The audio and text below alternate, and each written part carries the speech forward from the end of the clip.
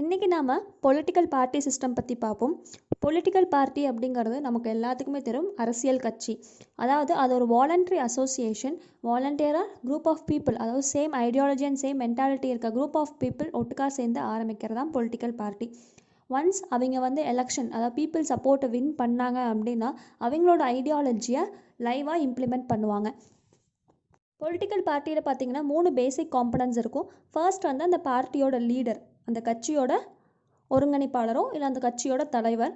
Second பார்த்திங்கன்னா அந்த கட்சியில் இருக்க ஆக்டிவ் மெம்பர்ஸ்.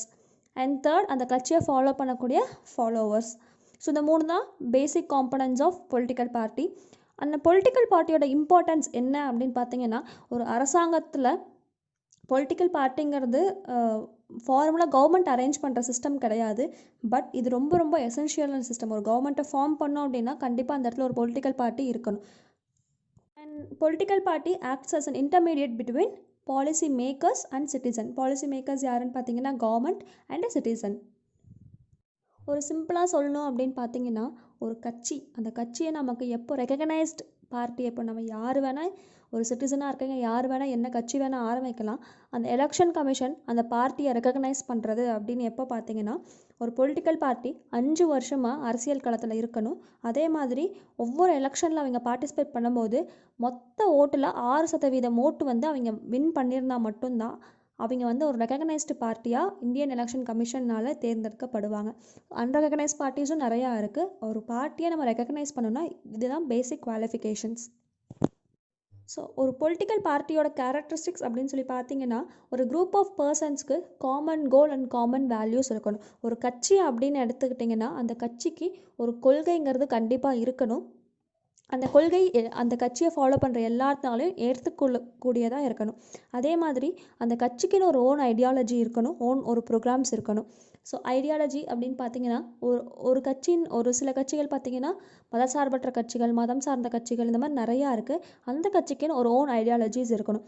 அதே மாதிரி அந்த கட்சி ஆட்சி அமைக்கணும் அப்படின்னா only by means of constitution, அதாவது எலெக்ஷன் வழியாக மட்டும்தான் இங்கே ஆட்சி கைப்பற்றணும். அதே மாதிரி அந்த கட்சி ஆட்சிக்கு வந்தாங்களோ வரலினாவோ அது என்னவா வேணா இருக்கலாம். பட் அந்த கட்சி எப்போவுமே நேஷ்னலோட இன்ட்ரெஸ்ட் அண்ட் வெல்ஃபேரை ப்ரொமோட் பண்ணுற மாதிரி இருக்கணும்.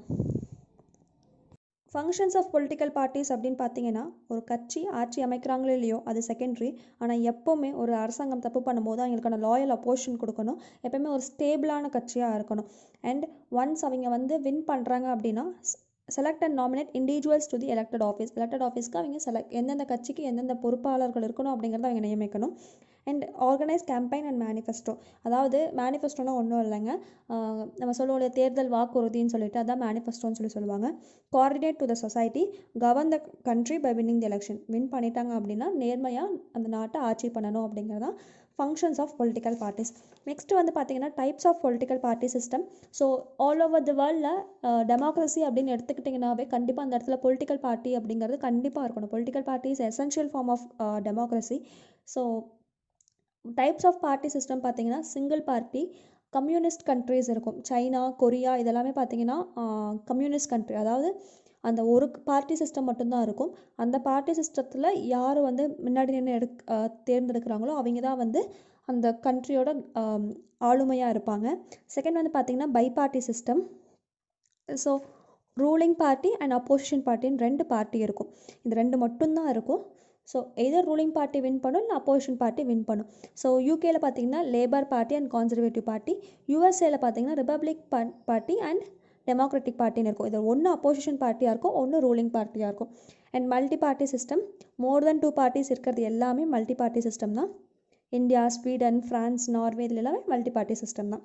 ஓகே, இப்போ எப்படி ஒரு பொலிட்டிக்கல் பார்ட்டியை ஃபார்ம் பண்ணுறது அப்படின்னு சொல்லி கேட்டிங்கன்னா, அந்த பொலிட்டிக்கல் நான் வித் ரெஸ்பெக்ட் டு இந்தியா சொல்கிறேன். ஒரு பொலிட்டிக்கல் பார்ட்டி கண்டிப்பாக அவங்களோட பேரை எலெக்ஷன் கமிஷன் ஆஃப் இந்தியாவில் ரெஜிஸ்டர் பண்ணணும். எலெக்ஷன் கமிஷன் ஆஃப் இந்தியாங்கிறது ஒரு அட்டானமஸ் கான்ஸ்டியூஷன் அத்தாரிட்டி. இது பார்த்திங்கன்னா நியூ டெல்லியில் ஹெட் குவார்ட்டர்ஸ் இருக்குது. இவங்க தான் எலெக்ஷன் சம்மந்தப்பட்ட எல்லா விஷயத்தையுமே பார்த்துக்கிறது. அண்ட் அந்த ஒரு பொலிட்டிக்கல் பார்ட்டியை என்ன சொன்னால், ஃபர்ஸ்ட் ஸ்டெப்பாக கண்டிப்பாக எலெக்ஷன் கமிஷனில் ரெஜிஸ்டர் பண்ணியிருக்கணும். செகண்ட் ஸ்டெப்பாக அந்த பொலிட்டிக்கல் பார்ட்டியில் 100 மெம்பர்ஸ் இருக்கணும். அந்த 100 மெம்பர்ஸ்க்குமே ஓட்டிங் கார்டு இருக்கணும். அண்ட் அந்த பொலிட்டிக்கல் பார்ட்டிக்குன்னு ஓன் கான்ஸ்டியூஷன் அங்கே ரைட் பண்ணியிருக்கணும். ஸோ இந்தியாவோட எலெக்ஷன் பார்ட்டி எப்படி இருக்கும் அப்படின்னு சொல்லி கேட்டிங்கன்னா, India is a federal form of government. நம்ம எல்லாத்துக்குமே தெரியும். பார்லிமெண்ட்ரி ஃபார்ம் ஆஃப் கவர்மெண்ட்னு சொல்லுவாங்க. ஃபெடரல் ஃபார்ம்னு என்னென்னு கேட்டிங்கன்னா, சென்ட்ரலில் ஒரு லெவல் ஆஃப் கவர்மெண்ட் இருக்கும், ஸ்டேட்டில் ஒரு லெவல் ஆஃப் கவர்மெண்ட் இருக்கும். ஸோ அதனால் central government political parties, state level government political parties அப்படின்னு சொல்லி கேட்டிங்கன்னா, நம்ம கண்ட்ரியில் 2 ஆளுமை இருக்குங்க. ஒன்று சென்ட்ரல் லெவல், இன்னொன்று state level. State level administration எல்லாமே பார்த்துக்கிறதுக்கு ஸ்டேட் லெவல் கவர்மெண்ட் இருக்கும். That we called as CM. நம்மளோட எம்எல்ஏஸ் இவங்களாம் இருக்காங்களே, இவங்களாம் ஸ்டேட் லெவலில் பார்த்துக்குறீங்க. சென்ட்ரல் லெவல் அப்படிங்கிறது ஆல் ஓவர் இந்தியா கவர்ன் பண்ணுறவங்க தான் சென்ட்ரல் லெவல். அவங்க பார்த்தீங்கன்னா எம்பிஸ், பிரைம் மினிஸ்டர்ஸ் இவங்கெல்லாம் சொல்கிறோம் இல்லையா, இவங்கெல்லாம் வந்து central level of government. So ஒவ்வொன்றுக்கும் ஒவ்வொரு பொலிட்டிக்கல் பார்ட்டி சிஸ்டம் இருக்கும். இப்போது சென்ட்ரல் லெவலில் எடுத்துக்கிட்டிங்கன்னா அவங்களுக்கு ஆல் ஓவர் தி கண்ட்ரிக்கு அவங்களுக்கு ஒரே சிம்பிள் தான் இருக்கும், ஒரே கட்சி கொடி அண்ட் ஒரே கட்சி சின்னம் தான் இருக்கும். அவங்க எலெக்ஷனில் ஆல் ஓவர் இந்தியா எல்லா ஸ்டேட்லேயுமே பார்ட்டிசிபேட் பண்ணுவாங்க. அதுவே ஸ்டேட் லெவல் பொலிட்டிக்கல் பார்ட்டிஸ் பார்த்திங்கன்னா அவங்க கரஸ்பாண்டிங் ஸ்டேட்டில் மட்டும்தான் பார்ட்டிசிபேட் பண்ணுவாங்க. So central level government, that means central level political parties பார்த்திங்கன்னா கண்டிப்பாக மினிமம் 4 ஸ்டேட்டில் இங்கே ரொம்ப ஸ்ட்ராங்கான இடத்துல இருப்பாங்க. இதுவே வந்து ஸ்டேட் லெவல் பார்த்திங்கன்னா strong in 1 or 2 states. So அவங்களுக்கு ஆஸ் ஐ செட் சிம்பிள் வந்து ஆல் ஓவர் த கண்ட்ரி சேமாக இருக்கும். எக்ஸாம்பிள் பார்த்திங்கன்னா பிஜேபி, காங்கிரஸ் இவங்களுக்கெல்லாம் வந்து all over the country same simple தான்.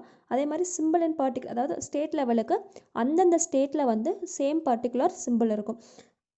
அண்ட் நேஷ்னல் லெவல் பார்ட்டியோட ஒர்க் பார்த்திங்கன்னா resolves state, national, international issues. அதே ஸ்டேட் லெவலான பொலிட்டிக்கல் பார்ட்டிஸ் பார்த்திங்கன்னா promotes regional and state interest. Okay, நம்ம இப்போ எப்படி வந்து எலெக்ஷன் கமிஷன் வந்து சிம்பிள்ஸ் அலோகேட் பண்ணுறாங்க, அதாவது சின்னத்தை ஒரு கட்சிக்கு இதுதான் சின்னம் அப்படின்னு சொல்லி எப்படி அலோகேட் பண்ணுறாங்க அப்படிங்கிறத பார்ப்போம். ஜென்ரலாக பார்த்தீங்கன்னா 2 வகை சொன்னேன். ஒன்று ரெகக்னைஸ்டு பார்ட்டி, இன்னொன்று அன்ரெகக்னைஸ்டு பார்ட்டி. 5 வருஷம் தொடர்ந்து அரசியல் களத்தில் இருந்தாங்க, அதே மாதிரி 6% ஆஃப் டோட்டல் ஓட்ஸ் வாங்குறாங்க அப்படிங்கன்னா அதுதான் பேசிக் qualification to become an recognised party. So recognised party அவங்களுக்கு வேணுங்கிற சிம்பிளை ரிசர்வ் பண்ணி வச்சுருப்பாங்க. இப்போ எக்ஸாம்பிளாக சொல்லணுன்னா காங்கிரஸ், பிஜேபி, ஏடிஎம்கே, டிஎம்கே இவங்க எல்லாமே பார்த்தீங்கன்னா ரெகக்னைஸ்டு பார்ட்டிஸ். இன்னும் நிறைய ரெகக்னைஸ்ட் பார்ட்டிஸ் இருக்குது, நான் வந்து ரொம்ப பேசிக்காக சொல்கிறேன். ஸோ இவங்கெல்லாம் பார்த்தீங்கன்னா எப்போவுமே த்ரூஅவுட் ஒரு சேம் சிம்பிளே தான் வச்சுட்ருப்பாங்க. அண்ட் அன்ரெகக்னைஸ்டு பார்ட்டிஸ் பார்த்தீங்கன்னா இப்போ நியூவாக வந்த பார்ட்டியாக இருக்கலாம், இல்லை வந்து 6% ஆஃப் டோட்டல் ஓட்ஸ் வாங்க முடியாத பார்ட்டிஸாக இருக்கலாம்.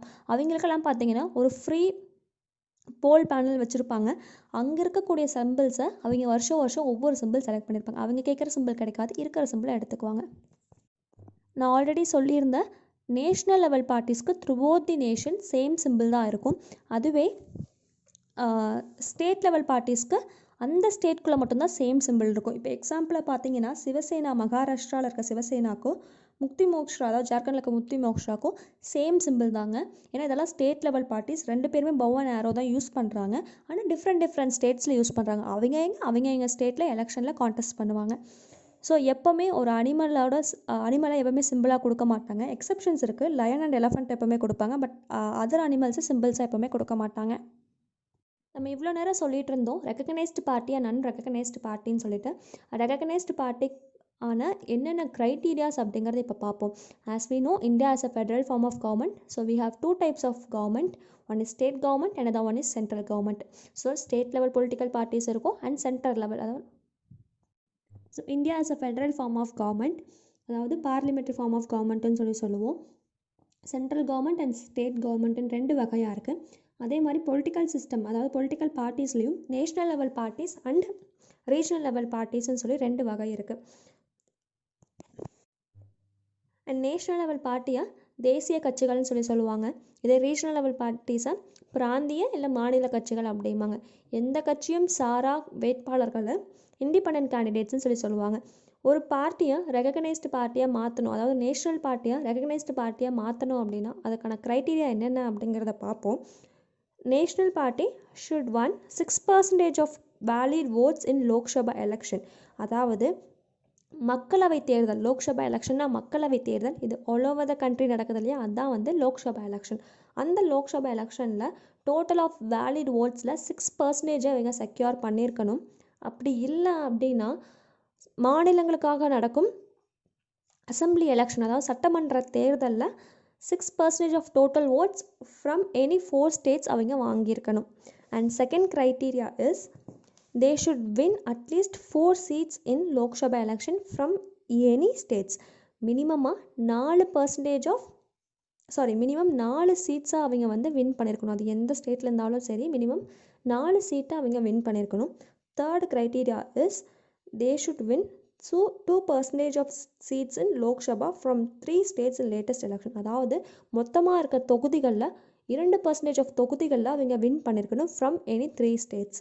இதுதான் நேஷனல் பார்ட்டியாக ரெகக்னைஸ்டு பார்ட்டியாக மாற்றுறதுக்கான க்ரைட்டீரியா. அண்ட் செகண்ட், ரீஜனல் பார்ட்டிக்கான ரெகக்னைஸ்டு பார்ட்டியை மாற்றக்கூடிய க்ரைட்டீரியா என்னென்னு பார்த்தீங்கன்னா, first criteria is 6% of valid votes in state legislative assembly. அதாவது மாநிலங்களில் நடக்கக்கூடிய சட்டமன்ற தேர்தலில் மொத்தமான வேலிட் ஓட்ஸில் 6% ஆஃப் ஓட்ஸ் அவங்க செக்யூர் பண்ணியிருக்கணும். And second is every 25 seats, அதாவது அந்த ஸ்டேட்டில் இருக்கக்கூடிய எவ்ரி 25 சீட்ஸ் லோக்சபா சீட்ஸில் ஒரு சீட்டை அவங்க வின் பண்ணணும். அதாவது 50 சீட்ஸ் இருந்தால் 2 சீட்ஸ் அவங்க வின் பண்ணணும். எவ்ரி 25 சீட்ஸ்க்கு ஒரு சீட்டை அவங்க வின் பண்ணணும். அப்படி இல்லை அப்படின்னா ஸ்டேட் லெஜிஸ்லேட்டிவ் அசம்பிளி, அதாவது மாநிலங்களவை சட்டமன்ற தேர்தலில் 2 சீட்டை அவங்க வின் பண்ணியிருக்கணும். And third criteria is need to win 3% of the total number of seats in legislative assembly. அதாவது சட்டமன்ற தேர்தல் தொகுதிகளில் 3% ஆஃப் தொகுதிகளில் அவங்க வின் பண்ணியிருக்கணும். இதுதான் criteria for becoming an recognised party in the state level. Coming to the final part, majority party, minority party and opposition பார்ட்டின்னு சொல்லி 3 இருக்குது. ஸோ மெஜாரிட்டி பார்ட்டினா number of elected candidates should be greater than the others. எல்லாத்த விடமும் அவங்க கட்சி win பண்ணியிருக்கக்கூடிய candidates count பார்த்திங்கன்னா ஜாஸ்தியாக இருக்கணும். அண்ட் அந்த மாதிரி ஜாஸ்தியாக இருந்துச்சு அப்படின்னா அவங்க வந்து ஒரு கவர்மெண்ட்டை ஃபார்ம் பண்ணி அவங்க ரன் பண்ணலாம். அதுக்கப்புறம் அவங்க மினிஸ்டர்ஸ் அப்பாயிண்ட் பண்ணி அந்த அட்மினிஸ்ட்ரேஷனை ரன் பண்ணலாம்.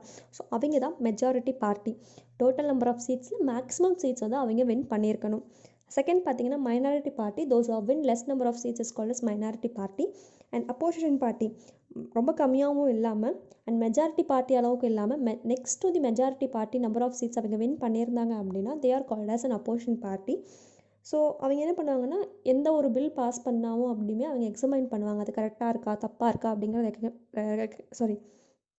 எக்ஸாமைன் பண்ணுவாங்க. அண்ட் அந்த அப்போசிஷன் பார்ட்டிக்கான